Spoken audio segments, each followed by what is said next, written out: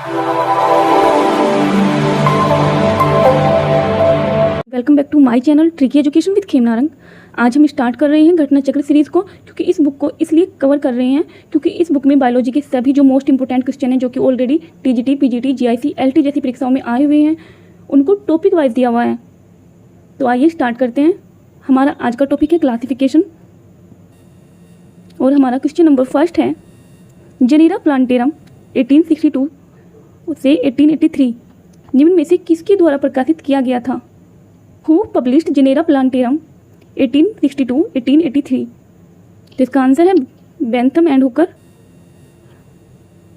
यहाँ पर क्वेश्चन को घुमा घुमा के दिया जाता है, जैसे कि टीजीटी में किसी और लैंग्वेज में आ गया और पीजीटी में किसी और में। तो कुछ क्वेश्चन मैंने ऐसे मिस भी किए हैं, फिर आगे जाकर जब मैंने देखा कि ऐसे बहुत सारे क्वेश्चन रिपीट हो रहे हैं। क्वेश्चन नंबर 3, 5 जगत विभाजन के अनुसार प्रोटोजोआ को रखा गया है। According to 5 kingdom classification protozoa are placed in. 5 जगत विभाजन के अनुसार प्रोटोजोआ को फाइलम प्रोटिस्टा में रखा गया है। तो इसका आंसर होगा ए।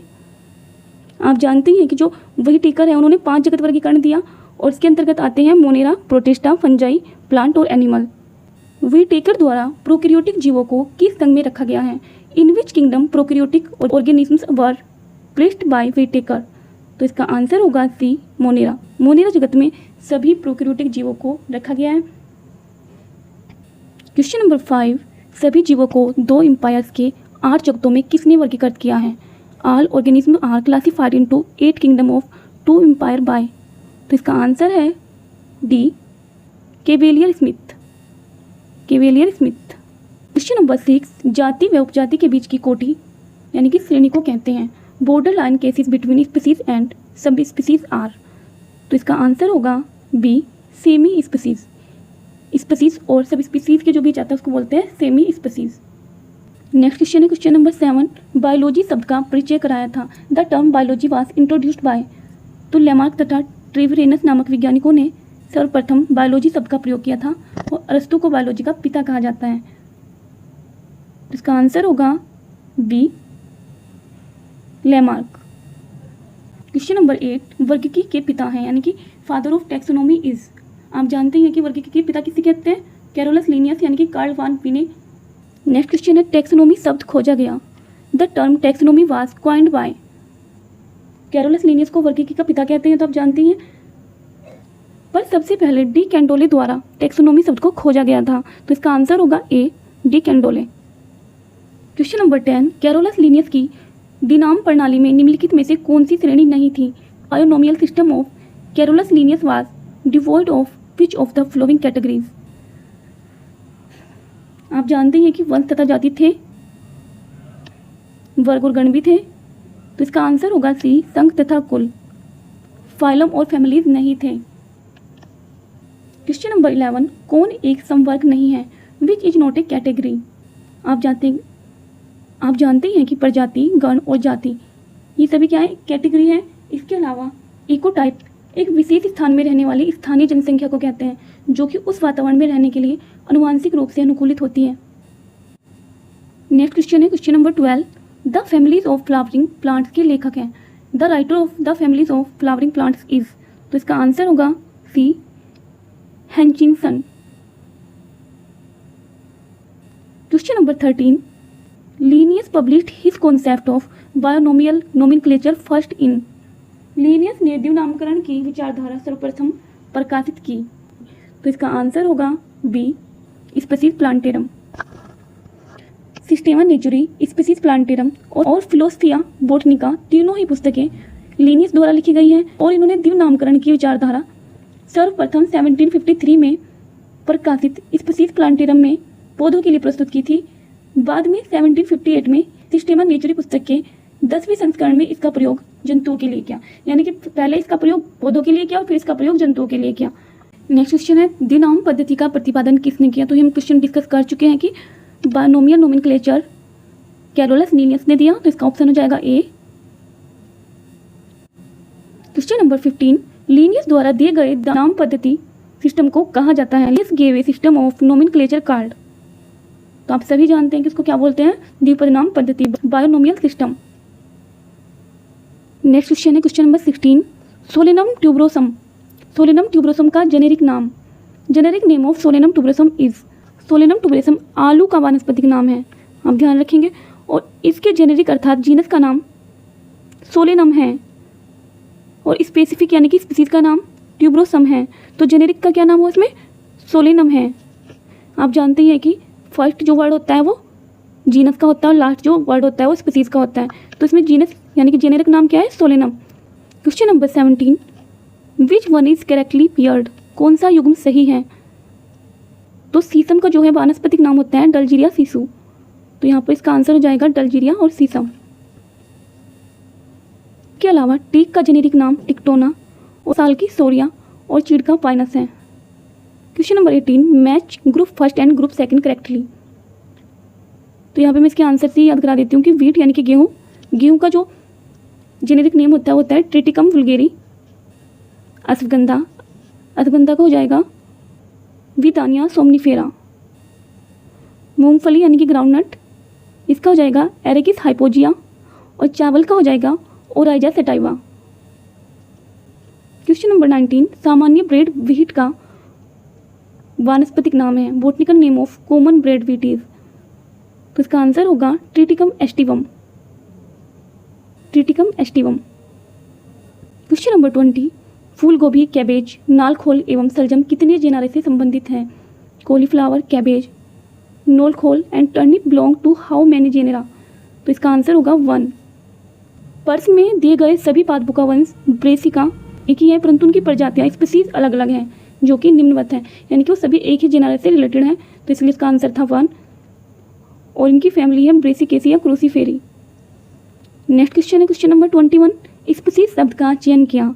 The word species was coined bye. तो इसका आंसर होगा ए, जॉन रे। स्पीसीज शब्द को सबसे पहले जॉन रे ने प्रस्तुत किया था। इन्होंने फैमिली तथा जीनस शब्द भी दिया था। आप ध्यान रखिएगा कि इन्होंने फैमिली और जीनस शब्द भी दिया था। इन्होंने स्पीसीज को जनन के आधार पर परिभाषित किया था। मेयर ने स्पीसीज को नए रूप में परिभाषित किया था। नेक्स्ट क्वेश्चन, बेंथम हुकर का कोहार्ट आज के किसके समकक्ष है, यानी कि किस कैटेगरी के समकक्ष है? The cohort of Bentham Hooker is equivalent to present day. तो इसका आंसर हो जाएगा बी, ऑर्डर। जॉर्ज बेंथम एवं जोसेफ डाल्टन हुकर द्वारा पादप वर्गीकरण संबंधी शोध रॉयल बोटनिकल गार्डन न्यू में किए गए। इनकी पादप वर्गीकरण की पद्धति अल्फोंसियन डी कैंडोले के पादप वर्गीकरण पद्धति पर आधारित था, जिनके द्वारा आज के प्रचलित ऑर्डर गण के स्थान पर कोहार्ट का उपयोग किया गया था। क्वेश्चन नंबर 23, वनस्पति शास्त्र के पिता कौन है? Who is referred as father of botany?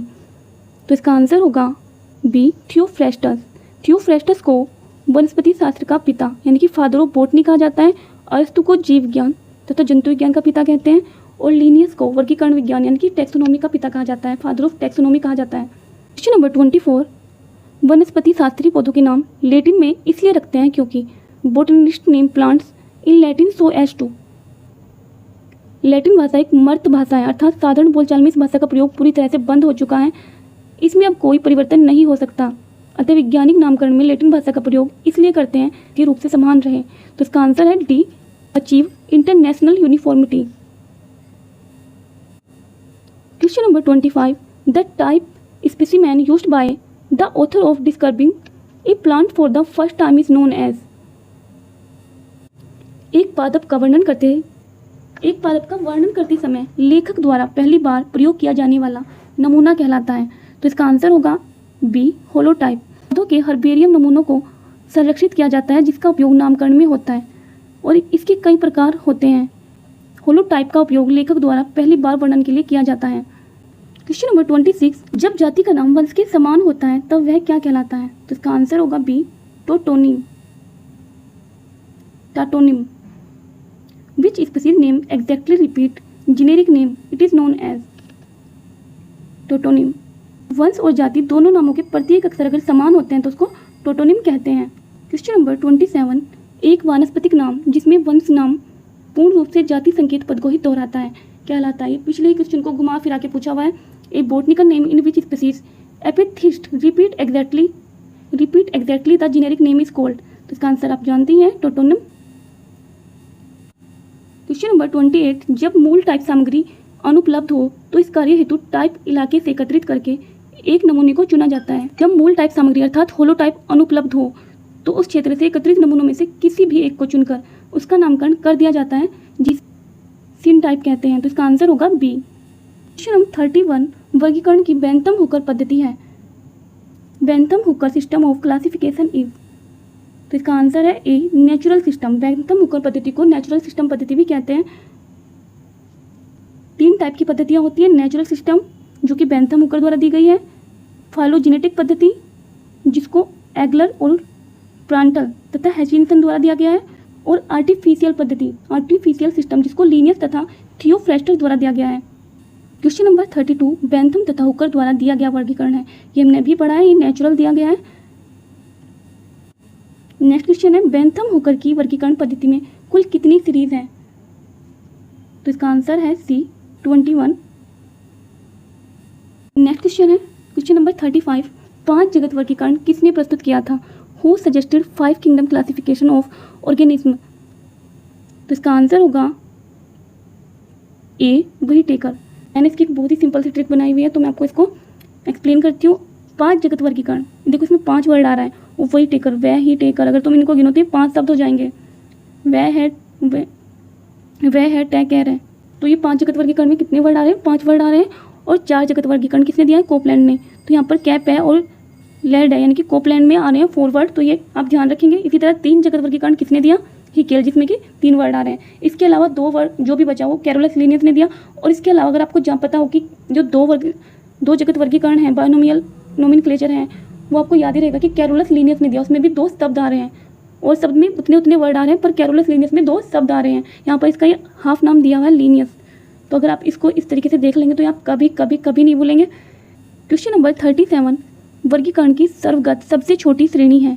The lowest taxonomic category in universal usage is. तो इसका आंसर होगा सी स्पीसीज। वर्गीकरण की सबसे छोटी जाति स्पीसीज है, और वर्गीकरण में विभिन्न श्रेणियों का छोटे से बड़ा क्रम निम्नलिखित होता है। सबसे पहले होती है स्पीसीज, फिर जीनस, फिर फैमिली, फिर ऑर्डर, क्लास, फाइलम, किंगडम और डोमेन। नेक्स्ट और लास्ट क्वेश्चन है क्वेश्चन नंबर 38 जंतु व्यवहार के अध्ययन को कहते हैं। Study of animal behaviour is called. तो इसका आंसर है सी इथोलॉजी।